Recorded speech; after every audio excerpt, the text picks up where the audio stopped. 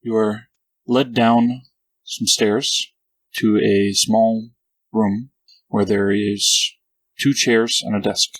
One chair is empty, facing toward the other, where this wizened old man sits with a pen and quill, looking up and just gesturing for you to sit. Welcome, welcome. It's good to have another to interview. Job as chronicler. Well, I'm just so happy to be here. This is exciting. So I just sit down right here? Yes, indeed, that is what it is for. Well, all right then. Don't mind if I do. So, for the matter of the record, if you could state your name, or at least what you have chosen to be called while working here. I am Moxxy Moonbrook, and that's my given name. I don't have any fancy special code names. Indeed, some do, and some prefer to keep their true names more private for some particular reasons. And how long have you been working for the guild? Oh, geez. Well, I guess I've been working here for a few months now, and my uncle, he started at the academy here a few months before that even, so I've been kind of, just around a little before I actually started working here, but, it looked exciting, so I signed right up. So you enjoy adventure and excitement. It is part of your chief reason for joining, you would say? Well, it is always a good way to spend your time out having an adventure and bonding with people. And, it's my personal goal to do as much good out in the world as I can and, spread the blessings of Tyr. Not in like a pushy way. I know everyone likes to pick their own path. But if I can put his positivity and justice out in the world, well, by golly, that's what I'm going to do. And as you said, many have their own path. How would you say that your path has influenced your work here? Of course, through the blessings of Tyr, I've certainly gotten stronger as a paladin. And I would say that it influences my work here and that I'm less treasure-oriented and more in it for, righting wrongs and helping those who can't help themselves. And I like to think that that's rubbed off on a few of my companions here. Indeed, indeed. And have you encountered any issues with some of your compatriots as a matter of conflict, either due to their path being such widely different, or in the case of some of your compatriots, some are undead or more fiendish in origin, as I understand it? Well, I'm a actions speak louder than words kind of gal, so I'm not going to be too off-put by someone's status being alive or dead, as long as they're not harming other people. But, it's not my favorite. They can get a little musky. But I know Amiri has her own thing that she worships Kodal, and I respect her decision there. She's also real into it. And then there's the cowboy fella. Boy, he just rolls his eyes every time I mention Tyr, so I don't think he particularly likes it much, but he doesn't fight me on it. There was this one really fun guy. He was super undead. He was a skeleton. Mortimer. Love me some Mortimer. There's a Banshee that hangs out with us too. She's also very, very nice, even though technically I think she's undead, but she doesn't seem to do ill, so, it's all about actions. And I suppose if anybody suddenly started doing something real bad, we'd have to have a good talking to. Then, let's see, what's little buddy Kene? He's fighting against his nature every day, and I respect that. He's very upfront and honest about his struggles with am I evil, am I good, and I think it's commendable that he checks in, kind of gauges the temperature of the group to help find his moral compass. Indeed. And what of certain actions of individuals of cultures vastly different from your own? Should they be held to their own cultural standards or those from the guild? Well, I think across cultures, there's a general idea that could be shared about how you treat people and what being kind and just is. But definitely you have to take into consideration the culture that you're currently in. So, if folks are in Nikamoy, well, you got to follow those cultural norms. And if we go elsewhere, I try not to step on toes as long as nobody's getting hurt. Indeed. As I understand it, there's been a few captives obtained recently due to some capture and detainment, possibly something more, of more recent guild members on some relief mission. It's difficult to get information out sometimes, but how do you say that such individuals tend to be treated? Do you, for example, visit them and offer them your services? Or prisoners that we've taken? Have we taken prisoners? Not necessarily the guild holding them, but brought to and turned over. Oh, yeah, I was going to say I would definitely be against us keeping prisoners out of the guild. That's up for the actual judicial system to handle there. I don't personally go to the to visit. I'm not particularly good at interrogation, but I do always send a representative from the temple to go in and offer guidance through faith. And, that's just sort of a, open door.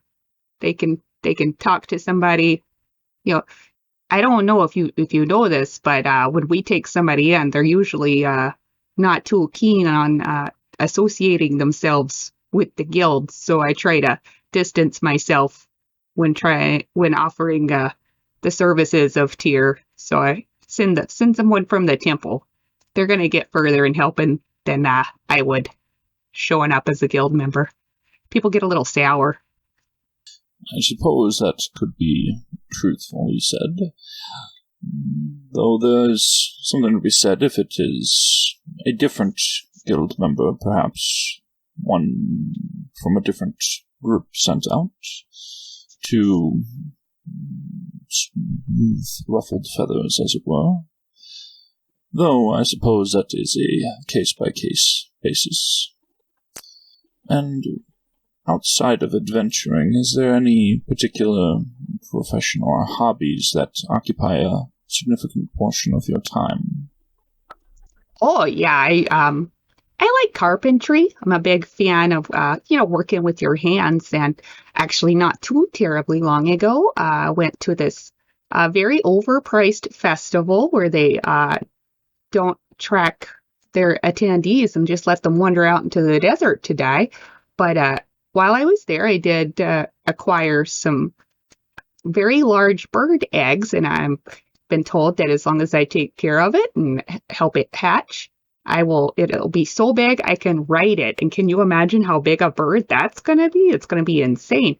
So I've spent my time, I built a little hutch outside the stable behind the guild hall, and I've been taking care of my big bird egg, just making a nice little nest back there. I'm really excited about getting into, I guess that would be animal husbandry, maybe?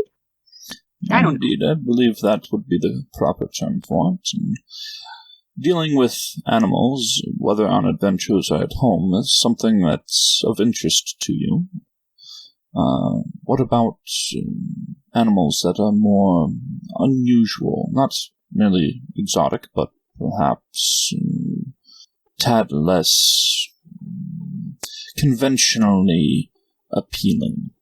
Well, if a critter is just out in the wild and kind of gross, I'll just avoid it. But, if there's a creature that's maybe made its way into a village or something where it shouldn't be, we got to help protect people in their environments and stuff. Let's see. I'm not a real big fan of slugs and snails. Gonna be honest, they're like gooey and sticky, which is just super unpleasant. Would not like an ooze as a pet, then I would take it. Yeah, I definitely would not be. I'd have to rehome that little guy pretty quick. Indeed. And as far as compatriots who may have such animal companions and pets, whether living or mechanical or other things of that sort, they disinterest you in close proximity? Well, I there is certainly a lot more pets in the guild than I had anticipated. Didn't seem like a kind of a job that you'd really want to have that extra responsibility with you, but it seems to really be a trend that's taken off. For me personally, I'll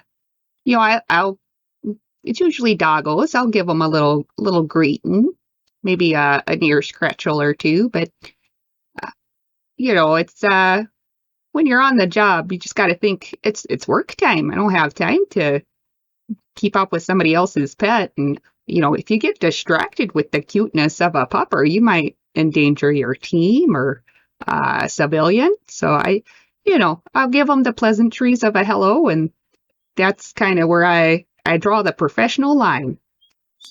I see. Well, and how versed would you say with the traveled roads and customs would you say that you are of places outside of the city itself? You said you've gone to a festival. Did you partake in some of the local cuisine and entertainment, or immediately brush off? We were actually at that festival for about a week. A lot of fried foods were available, and a lot of raw vegetables and stuff. Which I'm a vegetarian. I do prefer to keep my meals plant-based, and there was certainly plenty of that. And I have found that the cuisine just generally in Guaso is milder than what I was raised with. So I carry around spices. I always have to heat things up here. But I haven't been too many places outside of where I'm from. And then we did just bare bones travel before my uncle and I settled in Nicomoy, and we've just been sort of hanging out here for a long time. I guess I was in the temple for I don't know, about 45 years before I joined the guild hall. Interesting. I may have to see if you enjoy some homemade zakush sometime. Oh, that sounds delightful. It's a certain family recipe, but you seem overall to be fairly well-mannered and polite and kind with those that you can be, but what of those who have pushed the lines, as it were? Those who most certainly are not trying to be good. Oh, well, if you're on the wrong side of justice, or you're haranguing folks who can't protect themselves, you better watch out. I'm gonna have to take you down, take you to Bruise Town if I have to. I don't like to jump right into violence. I prefer to try to find a diplomatic way to handle situations. But boy, if you push me, you're gonna get a whacking. And that's sadly, that's just how it is sometimes. And I've taken some good hits too. You can see this scar right here. Yes, that's a rather large one. Yeah, that's from we battled this pixie once. You wouldn't think those would pack such a punch, but boy howdy. Sometimes trouble in small packages, as it were. And with regard to that, have you encountered any members of the guild that you have either initially or continue to be worried about in that regard, whose actions make you question things? Oh, yeah. Let's see. There's, well, mostly just that cowboy fella. He seems like his scales aren't really, tipped super far to the good. Seems like it wouldn't take him much to flip to some bad doings. So hopefully we can help keep him in check. But he's I don't know, he's got a darkness about him. And he also makes comments about like stealing being okay and killing being okay. You know, little things like that you pick up on. I think if Kene were to get in with the wrong crowd, we'd have to, make some decisions about him. But I feel like he's trying real hard. Let's see, is there anybody else?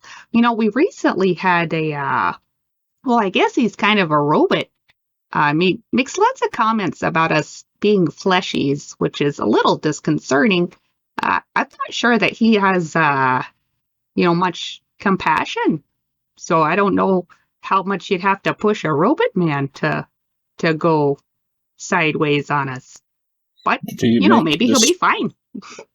Did he make any sort of disparaging remarks about being, as you say, fleshy, or just categorization?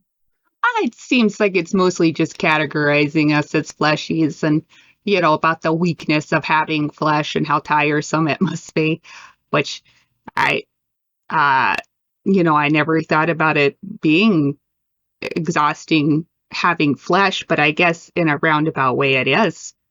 Well, it may just simply be his fascination, I suppose, if he's not trying to be rude, such as an individual who is curious about such smaller individuals who are struggle with reaching things that are higher up, but also have a different perspective from their lower altitude, as it were.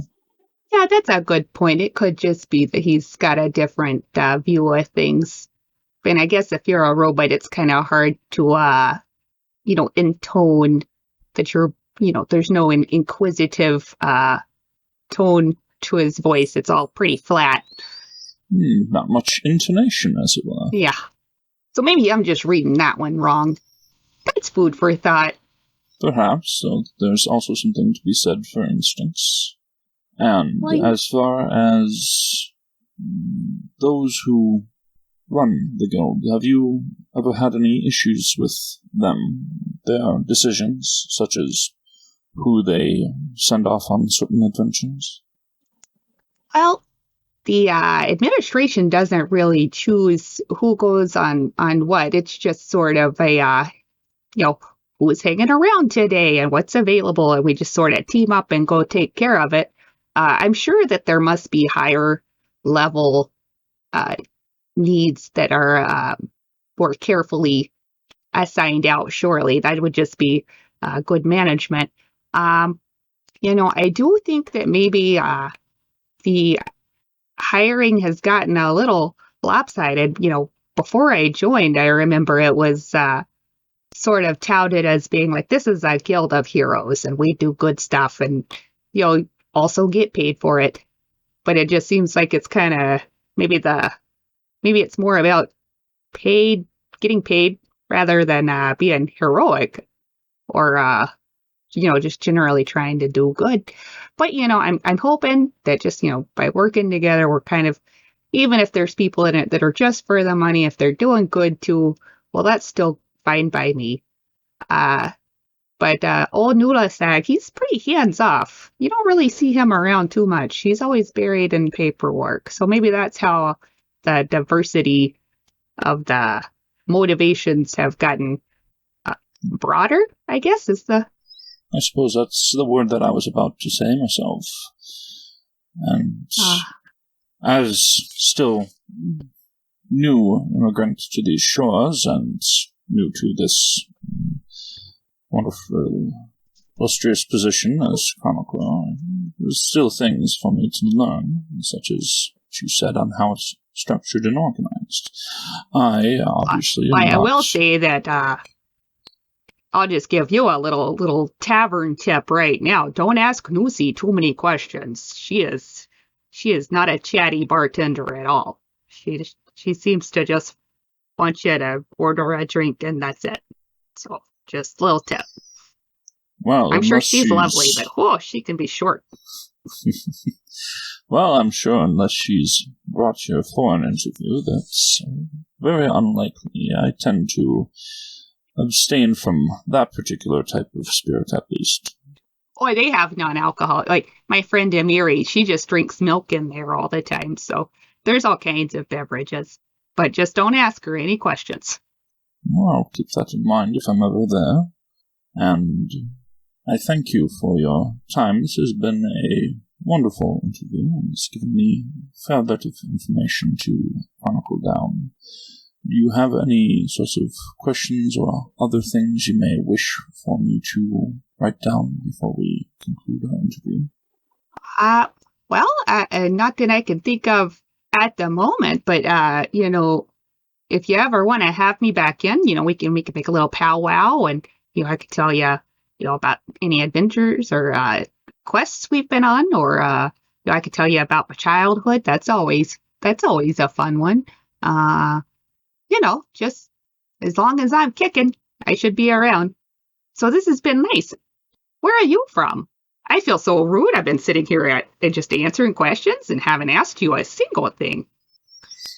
Well, it's quite a long distance. I've traveled many places over time, but certainly is always nice to be welcomed. This city, this continent, seems to be quite accommodating. Oh yeah, it's always been super friendly to us ever since we arrived too. So I think it's a pretty welcoming country as a whole. Indeed. Well, I thank you for your time, and as you say, we may certainly see each other again, possibly for an interview or other things. And I wish you a wonderful day. You know what? I have a great idea. You should come with us on an adventure, and you can chronicle while we're doing stuff.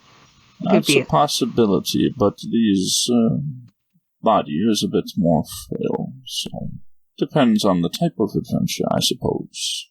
Well, that's fair. Yeah, I certainly wouldn't want to take my uncle out on some of our adventures. He's pretty old and frail too, so I could understand that. We'll see if I can organize a mild adventure. Well, perhaps. There's always the chance of things escalating, but it's something to think about. Yeah. Well, all right then. It looks like you've got a whole pile of notes there to organize. You're Indeed. A fast writer. It's just a thing that you pick up from how long you've been doing this sort of thing. Well, all right. Well, it's been a pleasure, sir. It's been a pleasure talking to you as well. You just have a blessed day. And you as well.